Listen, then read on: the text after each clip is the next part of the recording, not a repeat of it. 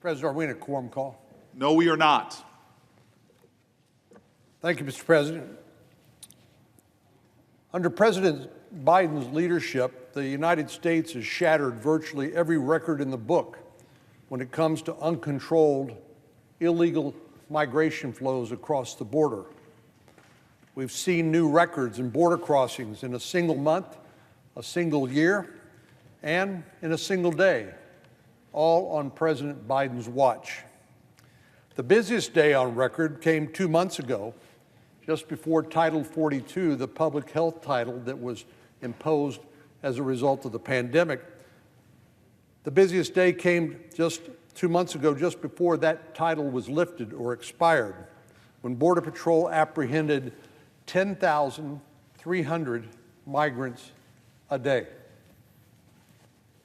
The pace of migration exceeded anything we've ever experienced under previous presidents, and of course, law enforcement, not knowing exactly what would happen once Title 42 expired, they braced for the worst.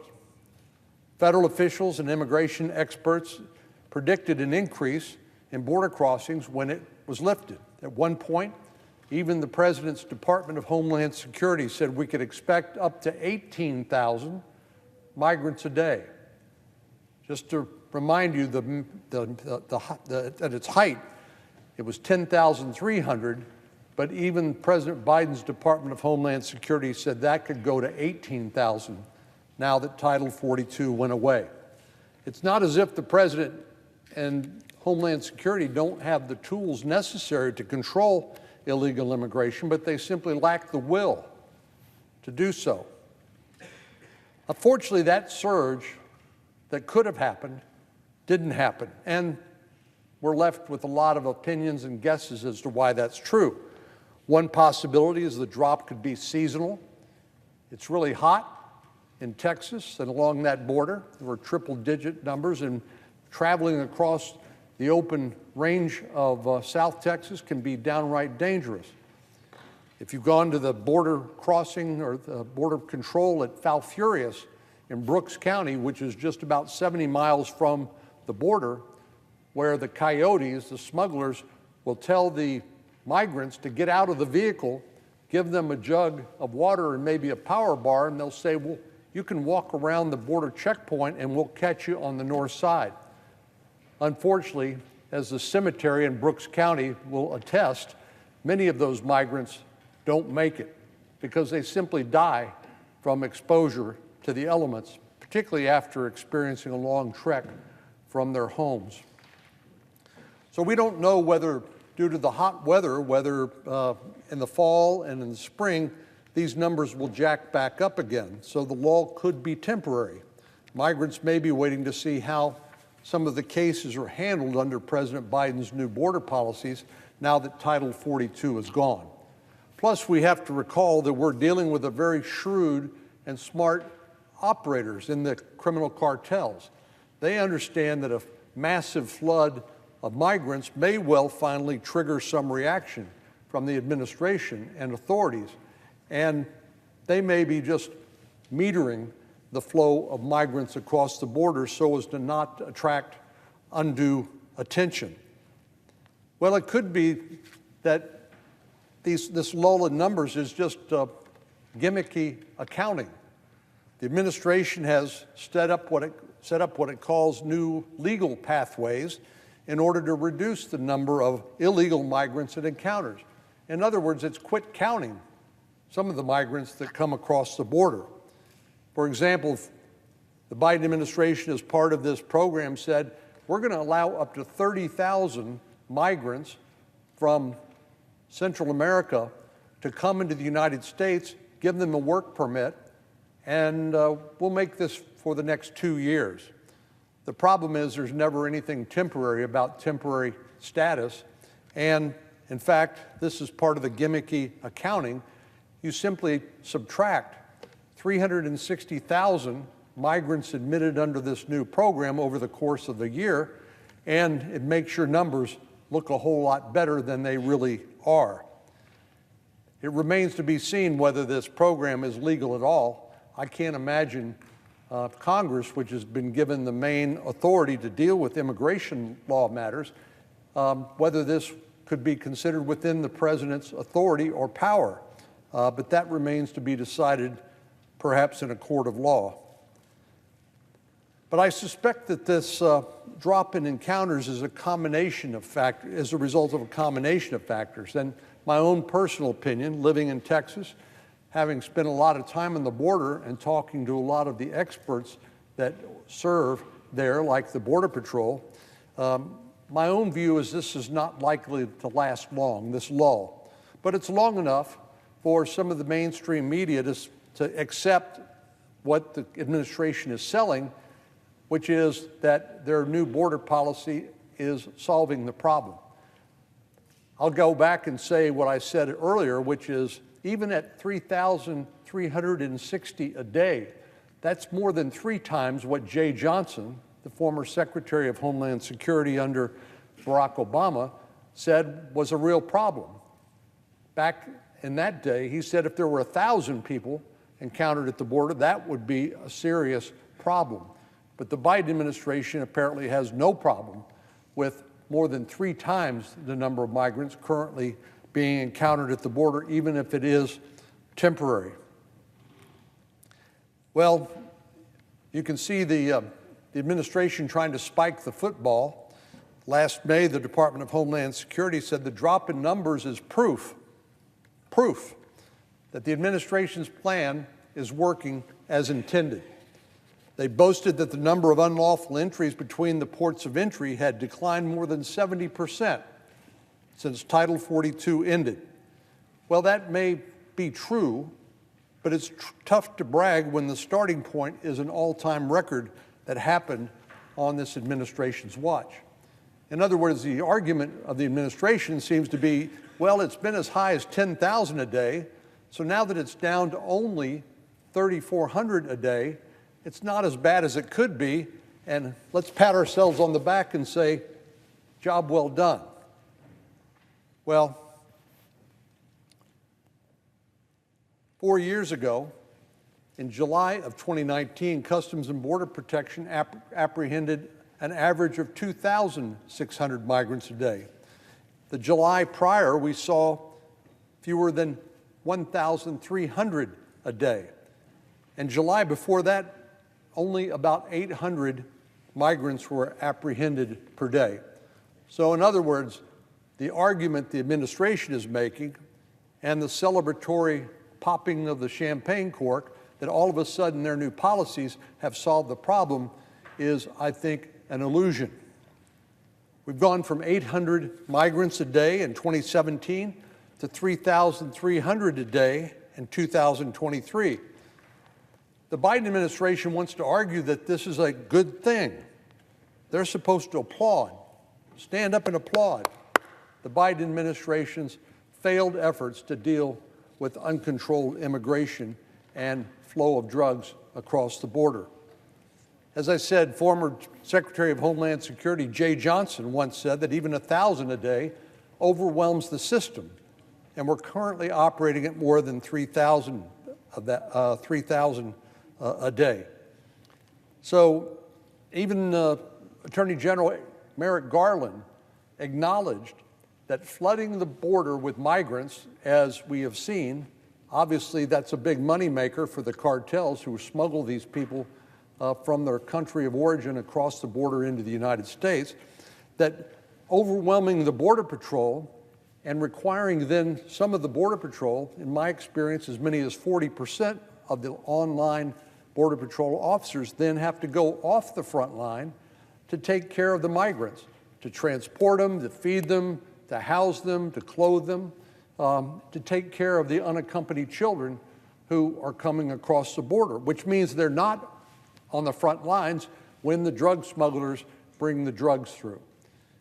This is a pretty shrewd business model, and the Biden administration is accepting it hook, line, and sinker. When migration levels are high, as they are, it impacts all of our missions at the southern border, even those that have nothing to do with migration.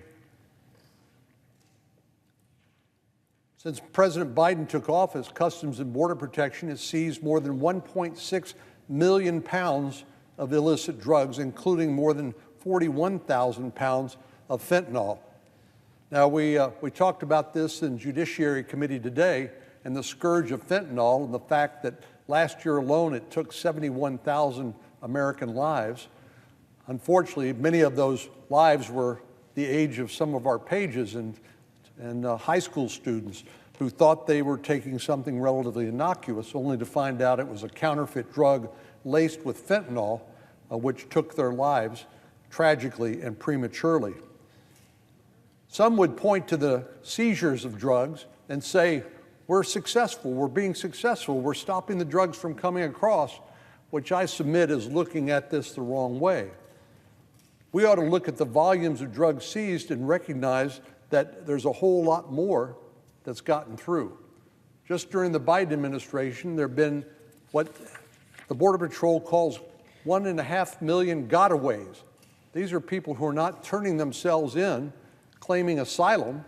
These are people who are fleeing from law enforcement, who are being picked up on cameras and other sensors, but then simply evading detention and detection by the Border Patrol. I can't possibly buy the argument that these people are up to good. I think they're up to no good. They're either people convicted with criminal records or other law enforcement problems, or simply drug mules carrying more of this poison across the border. I am grateful to our hardworking officers and agents who interdicted these drugs, but we know these data points do not tell the full story. These are only the drugs that they were able to identify and to stop. Given the fact that countless agents were taken off the front lines in order to care for the flood of humanity, what President Obama said, even under much smaller numbers, he called it a humanitarian crisis. There's no question that more drugs have slipped through the cracks. While the agents are busy processing and transporting migrants, it clears a highway across the border to smuggle fentanyl, heroin, and heaven knows what else across the border. So there's no way to know what we don't know, but the fact that we're losing more than 108,000 Americans a year to drug overdoses is proof that we are not being successful in interdicting the drugs that come across the border. That seems obvious. Well, one of the many victims of fentanyl poisoning is a 17-year-old from Texas named Kevin McConville. Last fall, just 2 weeks before the start of the school year, his senior year, Kevin took a pill he thought would help him fall asleep.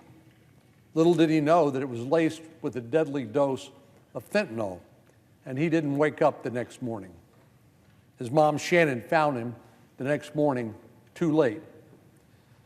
Like many parents and family members who lost a loved one to fentanyl, Sharon and her husband, Darren, are on a mission to end the fentanyl epidemic. Matter of fact, in Farmers Branch, Texas, a father who lost a young daughter gave me this bracelet, which says, among other things, one pill can kill.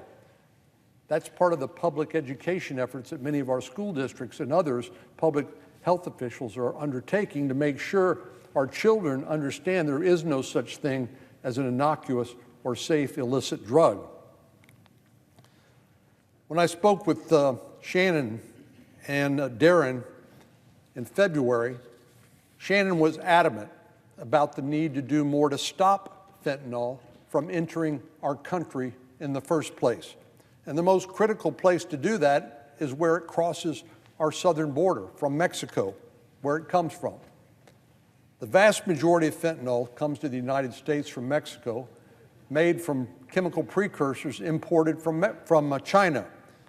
If we're going to have a shot at ending the fentanyl epidemic, we have to go to the source rather than just deal with the symptoms. This morning, as the presiding officer knows, in Judiciary Committee, we talked about people selling drugs using social media platforms, and certainly that is something we all abhor and ought to do what we can to stop, and we'll be debating that more. But as important a step as that is, it's only one brick in the wall. It's only a baby step in terms of dealing with the fentanyl crisis, because we have to stop it at the source, not deal with it once it's made its way into our country. Until that happens, law enforcement and drug treatment facilities across this nation will be fighting a losing battle. Shannon told me that when it comes to the border, the Biden administration is failing, and I agree with her. President Biden has completely abdicated his border security responsibilities for more than 2.5 years, leading to catastrophic and deadly consequences. 5.4 million border crossings. In addition to that, another 1.5 million gotaways for almost 7 million migrants transiting our southern border. 108,000 drug overdoses last year, 85,000 migrant children lost after having been placed with sponsors in the interior of the United States by the Biden administration. When officials tried to contact those sponsors to check on the welfare of those children, there was no answer. And there was also no follow-up by the Biden administration. We don't know whether these kids are going to school, whether they're getting the health care they need, whether they're being forced into involuntary servitude, whether they're being sexually abused or neglected. We just don't know. And the Biden administration cannot tell you. And that, Mr. President, is completely unacceptable. If any official did that to an American citizen child, they would be prosecuted and, I believe, convicted of child endangerment, human trafficking, and other sorts of offenses. But because these are migrant children, the Biden administration says, hey, we've done our job, we put them with sponsors, now it's somebody else's responsibility. Well, there is nobody else to deal with that. The Child Protective Services in New Jersey, in Texas, and elsewhere are already overwhelmed. And so to say to the states, now it's your job to protect these children, once we've allowed 300,000 of them into the United States and placed them with sponsors because of misguided border policies, is a complete abdication of responsibility. Well, 2.5 years of failed border policies cannot be erased by a couple of months of reduced migration.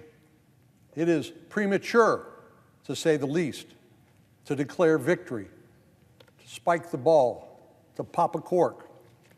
The fact that we are not currently experiencing record-breaking migration levels is, admittedly, a step in the right direction, but it's not victory. There's still a crisis occurring. The number of border crossings is still historically high. Law enforcement remains under tremendous strain, and the southern border is far from secure. If the administration spent half as much time trying to solve the problem as it does trying to spin it, we'd be in a much better place.